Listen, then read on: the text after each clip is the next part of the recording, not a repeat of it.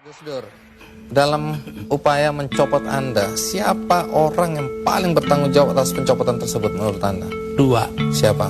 Amin Rais dan Megawati. Mengapa? Hah? Tanya sana dong, gue tanya.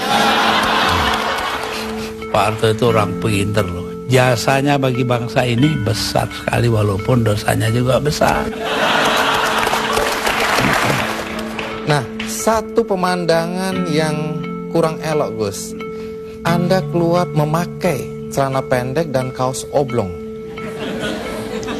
Banyak orang bilang itu tidak pantas sebagai presiden Anda tampil seperti itu. Mengapa Loh, Anda tampil seperti itu? Lah ya itu supaya saya nggak dianggap presiden. Saya di dunia ini yang pantas pemimpin Indonesia ya, yang pantas jadi musuh saya cuma satu, Mas. Siapa itu? Pak Harto. Jadi, Gus Dur, tadi itu ringkasan dari peristiwa detik-detik terakhir Anda mengundurkan diri atau mundur atau dimundurkan. Nah, apakah sampai sekarang Anda memang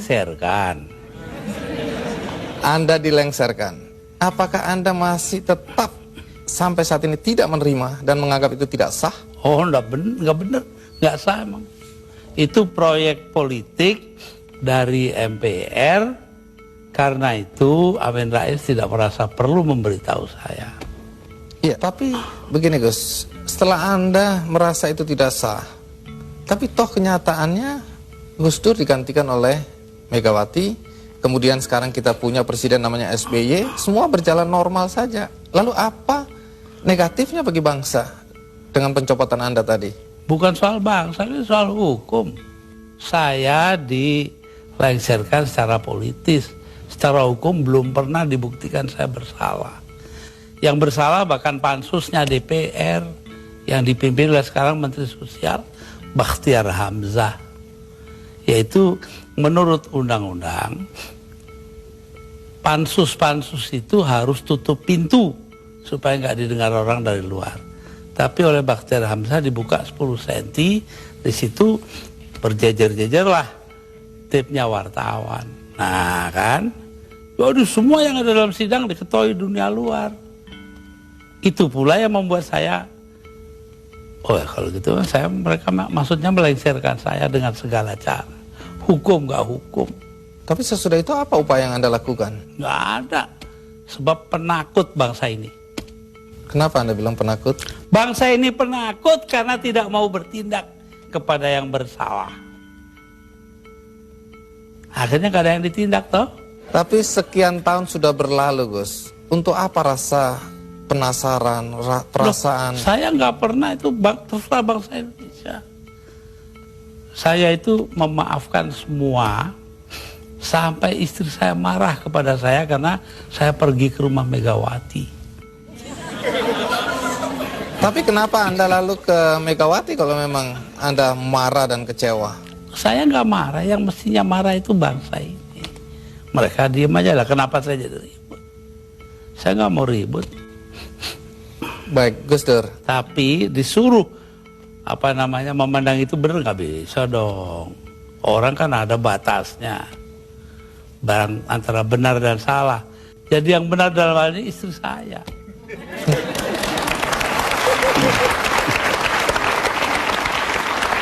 Tapi kenapa Gus Dur nggak mau nurut tanya sama dia, istri? jangan tanya saya dah. 300.000 orang Mas tanda tangan supaya saya jangan berhenti jadi presiden, tahu? Tapi saya bilang daripada bangsa ini pecah dalam pertempuran, darah mengalir karena saya, mendingan saya lengser aja deh. Nah itu. Tapi omongan ini kan dibilang omongan ngawur Gus, karena faktanya ketika Anda bilang nanti jutaan orang akan datang masuk Jakarta, orang-orang dari Jawa Timur, begitu ditunggu-tunggu nggak datang. Saya yang nahan kok.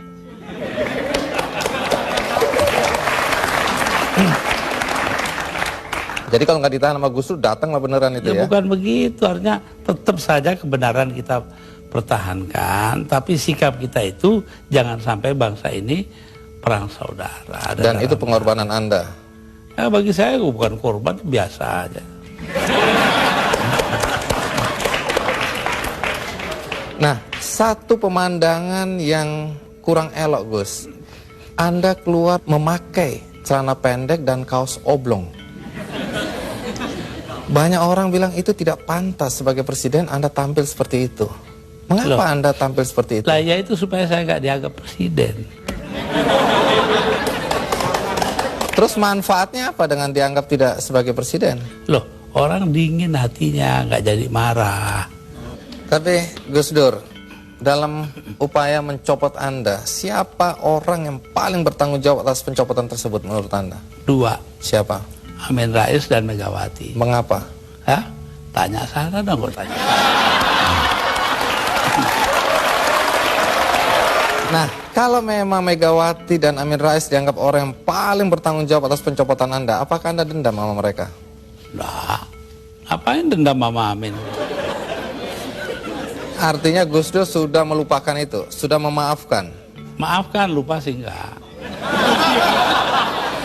Nah, pernahkah setelah peristiwa ini, apakah itu Megawati atau Amin Rais datang ke Anda untuk meminta maaf? Nggak ada. Mereka merasa dirinya benar, ya sudah. Besok-besok akan terbukti oleh bangsa ini sendiri kok.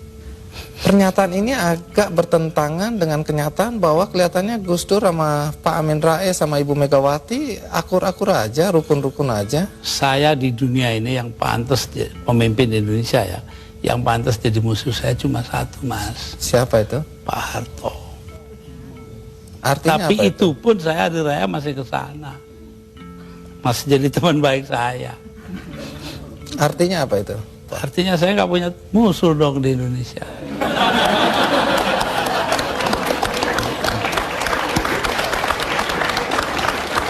Ada satu hal, kita banyak mendengar bahwa teman-teman dekat Anda dulu menyesalkan kenapa Anda jadi presiden.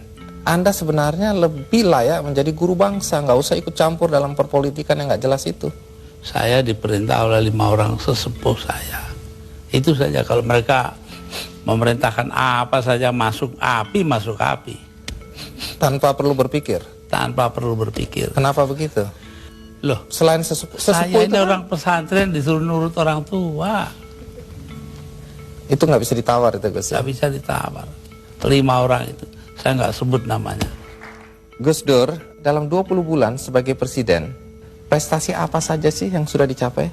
Saya itu menjadi presiden di saat Indonesia menghadapi bahaya akan terurai. Kelompok-kelompok separatis ada di mana-mana. Jadi saya berangkat keliling-keliling dunia itu 80 kali dalam 20 bulan. Jadi 4 kali 1 bulan. Itu tugas saya cuma satu. Apa? Yaitu membuat supaya integritas wilayah Indonesia ini tetap. Itu aja, nggak ada pikiran lain kok saya. Tapi ada yang menuduh. Dan ternyata berhasil toh. Kita tetap satu negara hari ini. Jadi Gus Dur merasa itu karena jasa Gus Dur? Bukan, artinya tugas saya begitu. Perkara saya berjasa itu adalah soal kedua. Tapi ada yang menuduh bahwa Gus Dur ini sebenarnya menggunakan aji mumpung. Mumpung jadi presiden, dibayari negara, keliling jalan-jalan. Allah nanti sejarah akan membuktikan. Tapi Gus Dur, perjalanan Anda itu menelan biaya sampai 52,7 miliar. Ya, tapi eksistensi Indonesia sebagai satu negara harganya jauh lebih tinggi. Jadi nggak bisa dipersoalkan itu biaya. Nggak bisa dipersoalkan. Loh, kalau enggak kan udah dipakai oleh orang-orang brengsek itu.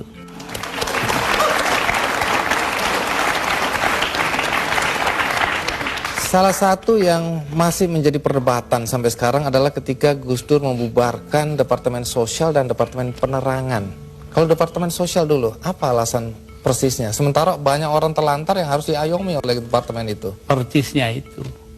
Karena departemen itu yang mestinya mengayomi rakyat, ternyata korupsinya gede-gedean. Sampai hari ini. Kalau membunuh tikus kan tidak perlu membakar lumbungnya. Oh memang. Kenapa Anda bakar lumbungnya? Bukan. Karena tikusnya sudah menguasai lumbung.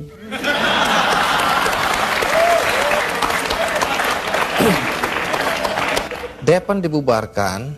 Kalau Depan jelas. Akibatnya sekarang pers itu sangat tidak terkontrol. Begini Bahkan pornografi sekarang merajalela. ya. Ya, betul. Itu dosa Anda loh. Enggak dong. Loh, saya ini